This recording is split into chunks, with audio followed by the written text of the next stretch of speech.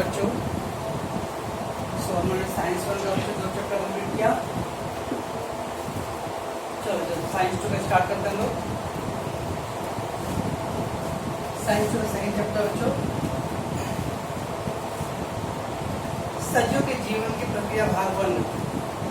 तो हमारे जीवन की रहन सहन खान पान से जुड़ा हुआ चीजों बच्चों, कैसे पाचन तंत्र है, कैसे हमें ऊर्जा मिलता है बच्चों, इन सब चीज़ों के बारे में अध्ययन करना है ना इस चैप्टर के अंदर। चलो शुरू करते हैं लोग। सीधे ऊपर बच्चों बहुत सारे क्वेश्चन दिया है, बट आपने सिलेबस से कट कर दिए इसको। इसमें ज़्यादा लोग चर्चा नहीं करते। डायग्राम सजीव और जीवन प्रक्रिया। मानव शरीर में अनेक प्रकार के संस्थान निरंतर कार्य करते हैं। आज बच्चों दुनिया में लोग साइंस को बहुत आगे लेके जा रहे हैं, बहुत आगे बढ़ रहे। ऐसा लग रहा है, जैसे लग रहा है कि विज्ञान ही क्या है, का ईश्वर भगवान बन गया बच्चों। पर फिर भी बच्चों स्टिल विज्ञान और भगवान में बच्चों थोड़ा फर्क है, और इसको मैं साबित करके दिखा सकता हूँ बच्चों। आज विज्ञान भले बहुत कुछ हर चीज़ बना सकता है बच्चों, पर मेरे को एक चीज़ बताओ बच्चों, ऐसा कोई मशीन है बच्चों जिसका स्विच ऑफ करने पे भी चालू रहेगा? पंखा तभी तक चालू बच्चों जब तक स्विच ऑन है। ओके, स्विच ऑफ हो गया तो बंद हो गया बच्चों। लाइट तभी तक चलेगा बच्चों जब वो स्विच ऑन है बच्चों, उसके बाद ऑफ होने के बाद नहीं। लेकिन बच्चों हमारा एक बॉडी है जो स्विच ऑफ होता है बच्चों फिर भी चलता रहता है। जैसे रात के समय बच्चों हम सोते रहते, सोने के बाद बच्चों गंभीर एकदम गहरी निद्रा में चले जाओ, उसके बाद भी बच्चों हमारे शरीर में सांस लेने की क्रिया चलता रहता है, ब्रेन हमारा काम करते रहता है बच्चों।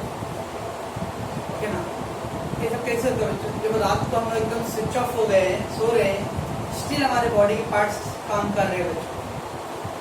दैट मीन्स बच्चों ये ऐसा मशीन जो ईश्वर ने बनाया है, ऐसा मशीन साइंस नहीं बना सकता है। ओके, तो जीवन की बहुत सारी प्रक्रिया बच्चों निरंतर चलता रहता है, निरंतर।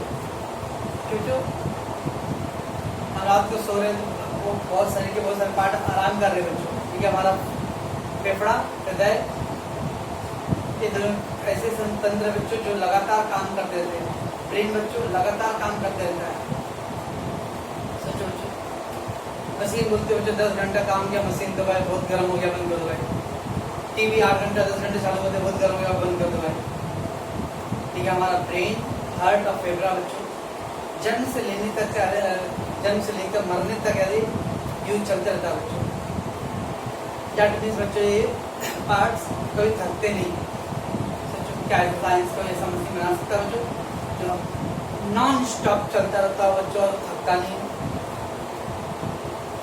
दैट्स व्हाई बच्चों मानव शरीर में अनेक प्रकार के संस्थान है बच्चों, निरंतर प्रकार के बच्चों कार्य करते हैं। ओके, पाचन संस्थान, हमारी पाचन क्रिया बच्चों ये लगातार चलता रहता है। खाना खाने के बाद बाकी काम करते हैं बच्चों, इसके अंदर पाचन तंत्र चल रहा है काम, भोजन पचाने का काम करता है। श्वसन संस्थान, श्वास लेने के लिए बच्चों फेफड़ा, ओके, ये हमारी क्रिया चलता रहता है बच्चों। रक्त परिसंचरण से, रक्त परिसंचरण रक्त को फिल्टर करना बच्चों। जैसे हम ऑक्सीजन लेते बच्चों तो हमारा रक्त जो होता है ऑक्सीजन रक्त पूरे शरीर तक पहुँचाता है, और जो गंदा रक्त होता है बच्चों पूरा फेफड़े तक लेके आता है और उसको फिल्टर कराता है। सब गंदा रक्त या ऑक्सीजन जो सांस छोड़ते हैं ना बच्चों, एक कार्बन डाइऑक्साइड युक्त रखते हैं। सांस जब लेते हैं बच्चों तो हमारे ब्लड में ऑक्सीजन मिलता है, तो ऑक्सीजन युक्त ब्लड होता है। ओके, इसे बोलते हैं बच्चों रक्त परिसंचरण। गंदे रक्त को शरीर के सभी अंगों से फेफड़े तक पहुँचाना, शुद्ध रक्त को फिर से शरीर के सभी अंगों तक पहुँचाना, एक क्रिया को करना रक्त परिसंचरण। क्योंकि उत्सर्जन संस्थान बच्चों, शरीर से जो गंदे पदार्थ उसको बाहर निकालने के लिए बच्चों मलमूत्र उत्सर्जन संस्थान। किडनी, ब्रिक सुने किडनी बच्चों, हाँ किडनी सुने लगे। उत्सर्जन संस्थान लगातार काम करते हैं। और नियंत्रण संस्थान बच्चों, हमारे बॉडी में सीपीयू होता है, सेंट्रल प्रोसेसिंग यूनिट, पूरे बॉडी के फंक्शन को कंट्रोल करने के लिए। वैसे बच्चों हमारा नियंत्रण संस्थान भी होता है। ठीक है, बाई चांस मान लो जो रोड आप क्रॉस कर रहे हो, रोड क्रॉस करते हैं तो रोड के बीचों बीच आ गए और अब पैर बोला मैं नहीं जाऊंगा ही नहीं, मैं जाऊंगा ही नहीं यहाँ से, यहीं रहूंगा। ऐसा होता है बच्चों। पैर बोलेगा मैं जाऊंगा, आगे बढ़ूंगा नहीं, मैं यहीं रुकूंगा, बीच रास्ते में ही हूँ। जब पैर आगे नहीं चलना चाहेगा बच्चों तो दिमाग इमीडिएटली पैर को ऑर्डर देगा कि आगे पीछे हो जाओ, मतलब गाड़ी आ रहा है छोड़ देगा। ये नियंत्रण बच्चों के।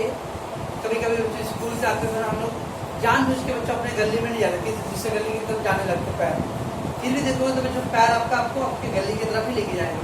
देखो कभी ऐसा कुछ एक्सपीरियंस बच्चों स्कूल से कहीं से आके अगर आप अपनी गली में अपने घर की तरफ नहीं जाते बल्कि दूसरी घर में जाना नहीं चाहो बच्चों तो भी आपका पैर आगे की तरफ नहीं जाने देगा। यह नियंत्रण संस्थान बच्चों के आदि के साथ शरीर के आंतरिक और बाह्य अंग अपने अपने कार्य स्वतंत्र रूप से किंतु सभी के साथ समन्वय रखे करते हैं। आंतरिक और बाह्य बच्चों, अब आँख नाक कान का बच्चों बाह्य अंग है और शरीर के अंदर जो ये अंग है बच्चों ये सभी अंग बच्चों एक दूसरे से समन्वय मतलब कोऑर्डिनेशन बच्चों, तालमेल बिठाना, सारे अंग एक दूसरे को तालमेल बिठा के काम करते हैं बच्चों। ओके,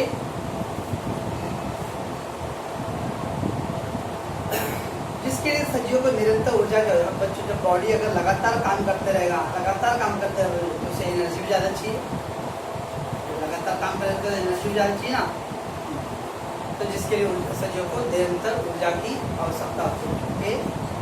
कार्बन पदार्थ, स्नेह पदार्थ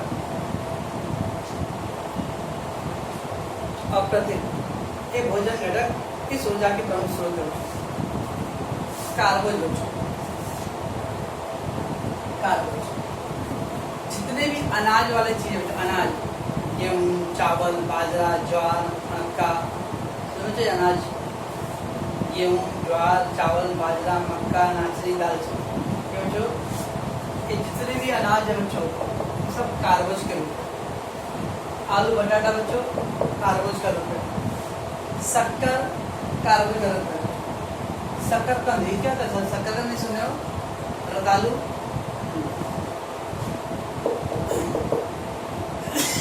स्वीट पोटैटो शकरकंद, केला आम ये सब ऐसे फल है बच्चों जो कार्बोज देता है। ओके, और याद बच्चों हमारे शरीर में 90% हिस्सा सब कार्बोज ही बच्चों, ऊर्जा का सबसे महत्वपूर्ण स्रोत कौन सा बच्चों, कार्बोज है। प्रतिदिन बच्चों दलहन दाल की जितने भी चीजें बच्चों उससे हमको प्रोटीन मिलता है। तो प्रतिदिन दलहन बच्चों, दलहन मतलब दाल वाली चीज। इसके पदार्थ घी और मक्खन बच्चों, घी और मक्खन हमको चीज घी बटर बच्चों ये हमें स्टिक पदार्थ ऑयली चीजें, जितने भी ऑयली चीजें बच्चों तो सब हमें स्टिक पदार्थ से मिलता है। जीवन सत्व बच्चों हरी सब्जियां फल सूर्य प्रकाश अंडे बच्चों। जीवन सत्व किससे मिलता है बच्चों, हरी सब्जियां फल सूर्य प्रकाश मतलब विटामिन डी और फिर बच्चों अंडे, ये सब है जीवन सत्व के स्रोत बच्चों। और फिर बच्चों खनिज सूखे मेवे बच्चों, सब हमारे शरीर में खनिज है। यस, हीमोग्लोबिन सुने बच्चों, हीमोग्लोबिन नहीं सुने हो, लाल रक्तकण बच्चों। लाल रक्तकण है क्या बच्चों, उसमें 90% पानी है, 10% हीमोग्लोबिन है बच्चों। हीमोग्लोबिन एक तरह का खनिज लवण है बच्चों, जिसके कारण हमारे शरीर के सभी अंगों तक हमारे रक्त का संचार होता है बच्चों। ओके, तो ये हमें किससे मिलता है बच्चों, सूखे मेवे। सूखे मेवे मतलब बच्चों काजू बादाम होता है बच्चों, हाँ ये सब सूखा मेवा बच्चों। और मछली बच्चों फिश, इससे भी हमें खनिज लवण मिलता है। ओके, और एक है बच्चों पानी। इन सारी चीज़ों को पाचन तंत्र करने के लिए क्या चाहिए बच्चों, पानी। आपके पास सब है बच्चों लेकिन पानी नहीं है तो आप सब कुछ नहीं यूज कर पाओ। ओके, इतना पहले बच्चों हमारे पोषक तत्व अगर तो दूसरा कौन से पोषक तत्व है, कार्बोज प्रोटीन स्नेह जीवन सत्व खनिज लवण और पानी, ये 6 पोषक तत्व। ओके बच्चों, तो कार्बोज स्नेह पदार्थ प्रोटीन एवं भोज घटक इस ऊर्जा के प्रमुख स्रोत है। कोशिका के तंतु कणिका की सहायता से ऊर्जा प्राप्त होती है। और हमारे शरीर में बच्चों तंतु कणिका मतलब जो हमारे कोशिका है, नसें होता है बच्चों, इनसे हमें ऊर्जा प्राप्त होता है। ऊर्जा निर्माण के लिए केवल भोजन के घटक ही नहीं बल्कि ऑक्सीजन की आवश्यकता है। ऊर्जा जनरेट होने के लिए बच्चों खाली खाना खाने से नहीं होता, हमें ऑक्सीजन भी चाहिए। अगर खाली खाना खाने से होता बच्चों तो डेड बॉडी के मुंह में भी ठूस से खाना डालते जाओगे, ऊर्जा बनेगा नहीं। क्यों? क्योंकि डेड बॉडी ऑक्सीजन नहीं ले रहा ना, भोजन पाचन के लिए बच्चों हमको ऑक्सीजन भी चाहिए। बिना ऑक्सीजन के भोजन का पाचन नहीं होता। चलो बच्चों आगे बढ़ें। तो ऑक्सीजन की आवश्यकता भी होती है।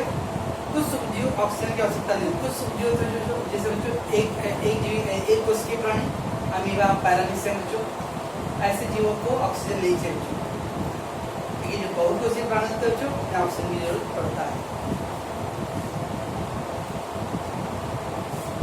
ये सभी घटक परिवहन संस्थान द्वारा कोशिकाओं तक पहुंचाए जाते हैं और नियंत्रण संस्थान द्वारा पूर्वक नियंत्रित होता है। परिवहन संस्थान बच्चों, जैसे बच्चों पूरे मुंबई में आज पानी सप्लाई करने का नेटवर्क बच्चों, तो बड़े बड़े पाइपलाइन है बच्चों जो पूरा पानी सप्लाई करता है बच्चों, ठीक है ना। वैसे हमारे बॉडी में भी पाइपलाइन है, क्या बात कर सर? यस, ये हमारे अंदर के जो नसें हैं ना बच्चों, ये नसें हमारे शरीर में क्या करता है बच्चों, शरीर के पोषक तत्वों को और ब्लड को बच्चों सर्कुलेट करता है। ओके, इसे उत्तर जो हम लोग परिवहन संस्थान, परिवहन मतलब लेके जाना, लाना ले जाना बच्चों, तो ब्लड को शरीर के अंदर तक पहुंचाना, गंदे रक्त को शरीर के फेफड़ों तक लेके आना बच्चों, ये परिवहन संस्थान। तो पहले चलो मैं आगे मेरी पढ़ बच्चों। वनस्पतियाँ स्वयं का पोषण करते हैं बच्चों। यस, आपने 9 में पढ़ा रहेगा पर पोषी और स्वयं पोषी बच्चों। जो सजीव अपने भोजन के लिए स्वयं पर निर्भर रहते हो, किसी और पर निर्भर नहीं रहते हो, लोग स्वयं पोषी। जितनी भी हरी वनस्पतियाँ बच्चों सब है वो स्वयं पोषी, क्योंकि अपना भोजन लोग स्वयं बनाते हैं। वनस्पति को छोड़ के बाकी सब जो बचे जो पर पोषी मतलब किसी दूसरे पे आश्रित रहते हो। तो वनस्पतियाँ स्वयं का पोषण स्वयं करती है, जिसके लिए भोजन निर्माण करती है। भोजन की कुछ मात्रा में स्वयं में हो जाती है और बचा भोजन फल, पत्तियाँ, तना और जड़ों में संचित हो जाता है। तो क्या करता है बच्चों, अपने भोजन का निर्माण करता है और अपना जीवन यापन करता है बच्चों। बाकी जो भोजन बच जाता है बच्चों, वही कहीं फल के रूप में, कहीं फूल के रूप में, कहीं जड़ के रूप में, कहीं तना के रूप में, कहीं पत्ती के रूप में जमा जाता है। ओके, चले बच्चों आगे।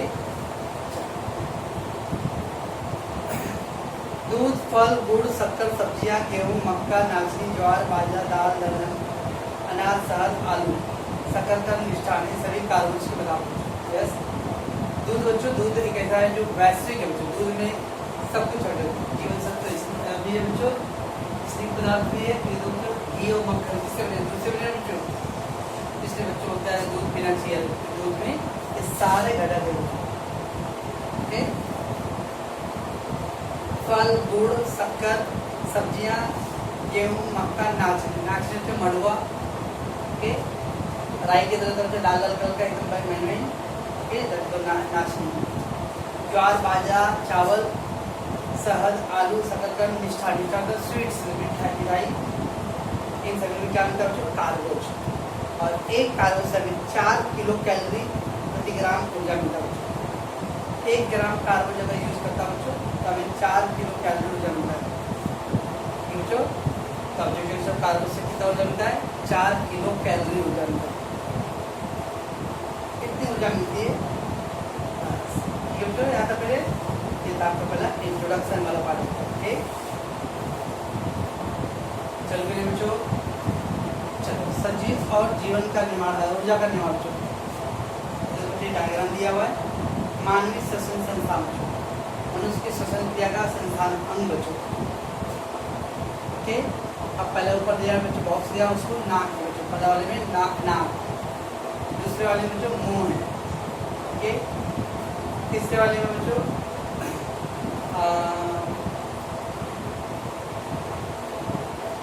श्वसन कंड है बच्चों, स्वर कंड, स्वर नलिका, ठीक है, ये स्वर नलिका है, स्वर नलिका मतलब श्वसन कंड और स्वर नलिका बच्चों, ओके। इसके बच्चों ये जो दिया है श्वसन नली दिया बच्चों, श्वसन नली। दिन क्या बच्चों, श्वसन नलिका दिया बच्चों, इस साइड दिया बच्चों फुसफुस, फेफड़ा बच्चों दिया है, फेफड़ा को बोलते हैं फुसफुस, इसका काम क्या गंदे रक्त को शुद्ध करना बच्चों। एक्चुअली फेफड़ा जो होता है बच्चों हमारे शरीर के लिए गैराज होता है, गैराज का काम क्या बच्चों, खराब चीज को रिपेयर करना, वैसे फेफड़ा हमारा गंदे रक्त को फिल्टर करता है, ओके। और फिर बच्चों श्वसन पटल दिया हुआ है, लास्ट में दिया तो वायु कोष, वायु कोष बच्चों जिससे सांस लेते तो सीना एकदम चौड़ा जाता है, फूल जाता है, इस सांस लेते वैसे बच्चों हमारे अंदर ये वायु कोष है, जब श्वसन क्रिया करते हैं तो इस वायु कोष में भर जाते हैं, फिर जब सांस छोड़ते बच्चों तो धीरे धीरे से गैस बाहर निकल जाता है, फिर नया सांस लेते बच्चों फिर बढ़ता है, ये वायु कोष बच्चों। चले हम लोग ग्लूकोज के एक अणु में बच्चों CHO के कितने अणु बच्चों, ग्लूकोज ग्लूकोज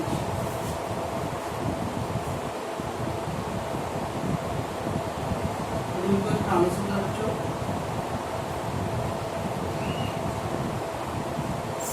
C6H12O6, ग्लूकोज का अणु सूत्र क्या बच्चों, C6H12O6। कार्बन और ऑक्सीजन के 6 अणु बच्चों, हाइड्रोजन के 12 अणु बच्चों, ओके। ये अणु सूत्र ग्लूकोज का।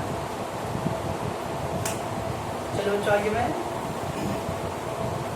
ये सभी परमाणु एक दूसरे से कौन सा रासायनिक बंध से जुड़े होते हैं, तो बच्चों कोई भी चीज के दो बंध होते हैं, आयनिक बंध होता है और एक सहसंयोजकी बंध होता है। आयनिक बंध मतलब इलेक्ट्रॉनों के लेन देन से होता है, जब इलेक्ट्रॉन का लेन देन होता है बच्चों तो हम आयनिक बंध, जब इलेक्ट्रॉन की पार्टनरशिप बदलते हो तो दोनों सहसंयोजकी बंध, जब इलेक्ट्रॉन का पार्टनरशिप बदलते हो सहसंयोजकी बंध। किसी अणु का ऑक्सीकरण होता है अर्थात क्या होता है, ऑक्सीकरण मतलब कोई भी खनिज पदार्थ बच्चों जब तक उसमें ऑक्सीजन नहीं तब तक उसका पाचन क्रिया नहीं होगा, ओके। तो ऑक्सीजन के अणु प्राप्त करना होगा, ऑक्सीकरण मतलब ऑक्सीजन, अनाक्सी या अनाक्सीकरण, किसी भी रासायनिक क्रिया ऑक्सीजन की उपस्थिति में होती है ऑक्सीकरण, और जब ऑक्सीजन मुक्त होता है तो इसको हम लोग अनाक्सी शोषण बच्चों।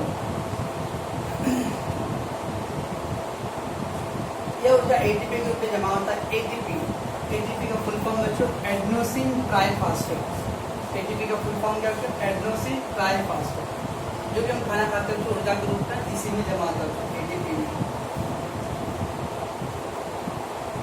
इसके लिए ग्लूकोज इस कार्बोज का कोशिका के बीच चरण में ऑक्सीकरण होता है, ग्लूकोज को मतलब कार्बन बच्चों, कार्बन का पाचन क्रिया का अलग अलग ऑक्सीकरण किया जाता है, इसी बोलते बच्चों श्वसन। तो श्वसन किसे कहते हैं, ग्लूकोज इस कार्बोज की कोशिका का बीच चरण में क्या बच्चों ऑक्सीकरण होता है, ऐसे क्या होते हैं कोशिकीय स्तर का श्वसन। सजीवों में कोशिकीय स्तर में दो तरह के श्वसन होते हैं, एक ऑक्सी श्वसन होता है बच्चों और एक अनाक्सी श्वसन।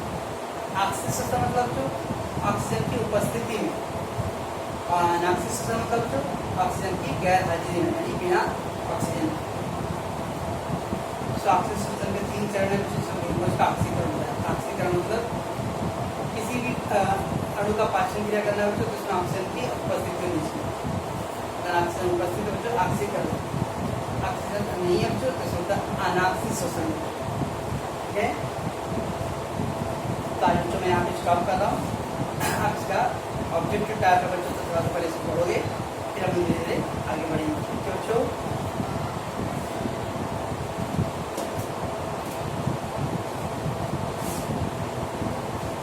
दो वर्ड बच्चों मैंने यहाँ पे लिखा हूँ, इसका फुल फॉर्म याद कर लेना, ठीक बच्चों, ये बाद में उनको काम आएगा। एटीपी का बच्चों एडेनोसिन ट्राइफॉस्फेट, NADH2 का बच्चों NADH2,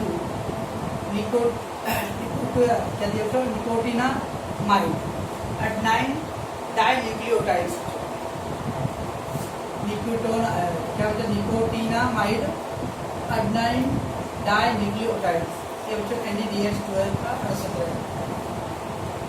FADH2 फ्लाविन एडेनाइन डाइन्यूक्लियोटाइड्स, ये दो वर्ड तो सेम है बच्चों, एडेनाइन डाइन्यूक्लियोटाइड्स, एडेनाइन डाइन्यूक्लियोटाइड्स, खाली NA था बच्चों, इसका क्या निकोटिनामाइड्स, और FA का क्या बच्चों flavin. Okay, NADH2 nicotinamide adenine dinucleotides, FADH2 flavin adenine dinucleotides. Okay, तो ये बच्चों इसका नाम याद रखोगे।